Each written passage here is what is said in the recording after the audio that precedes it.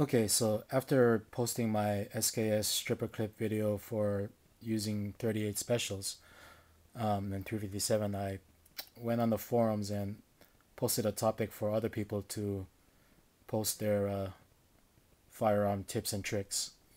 Um, One disclaimer is whatever you, if you're gonna try this stuff, just do it at your own risk.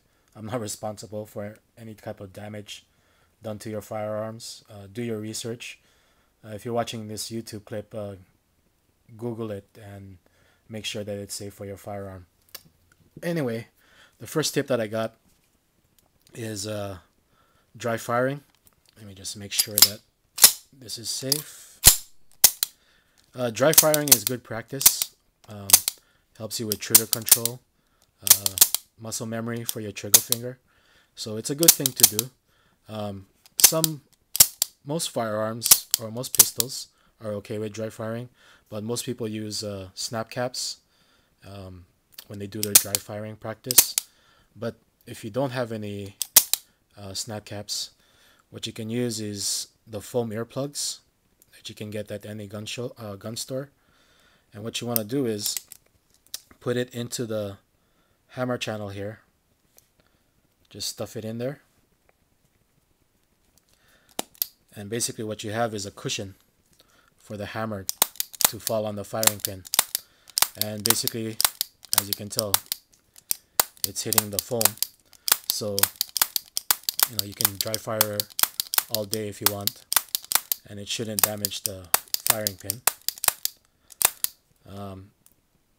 The one thing is, this tip only works with pistols with external hammers.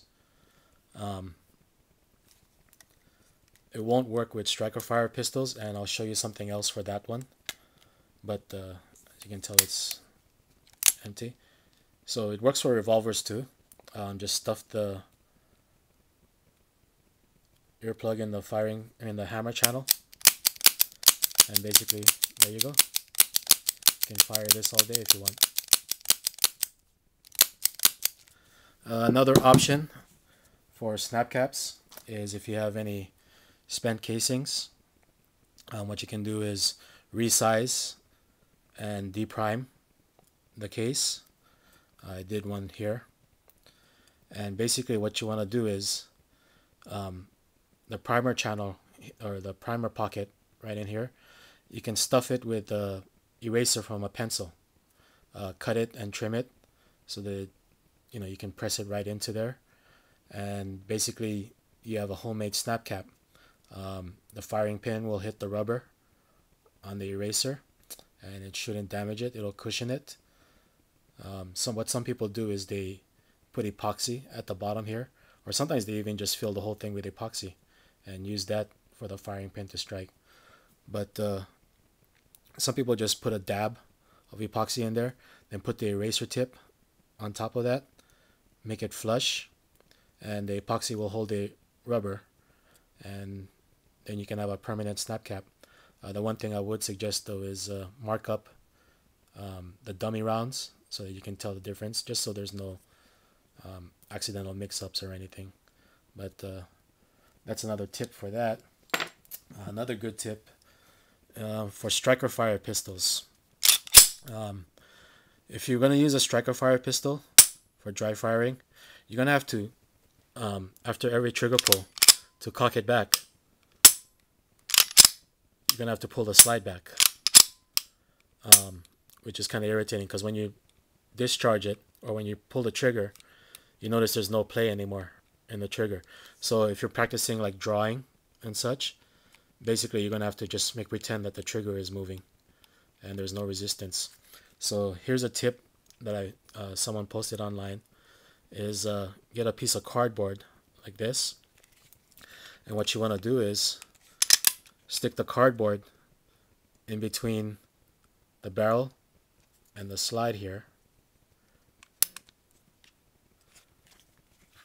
just so it's like that. And what happens is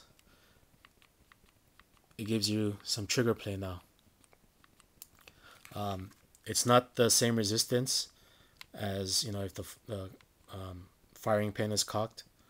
And but what it does is it gives you the same muscle movement for dry firing, just so you can practice your dry firing, maybe drawing from a holster, and boom, drawing from a holster, pulling.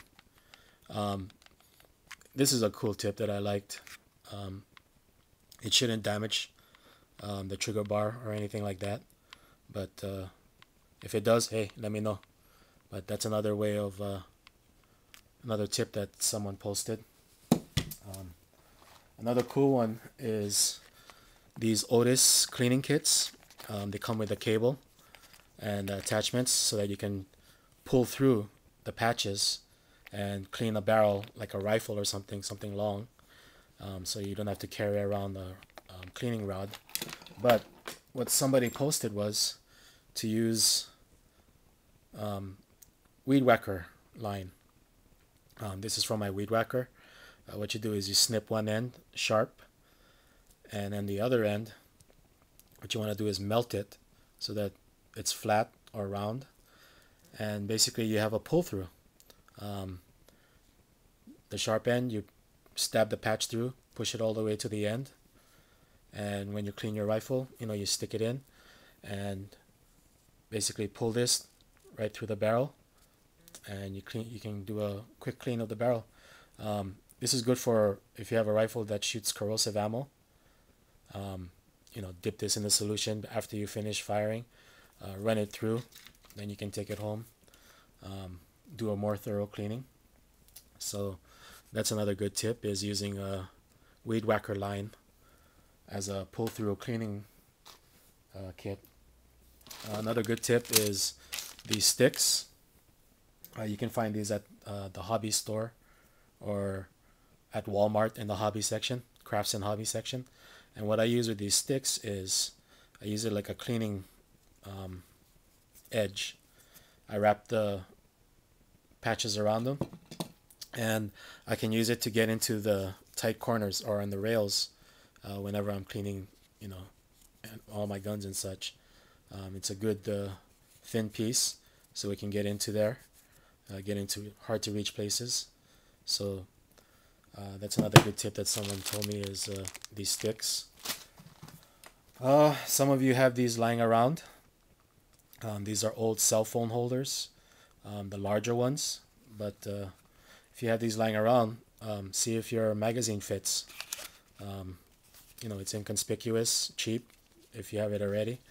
Some of them have the belt holders. They got sometimes they got Motorola labels. This one says wireless toys.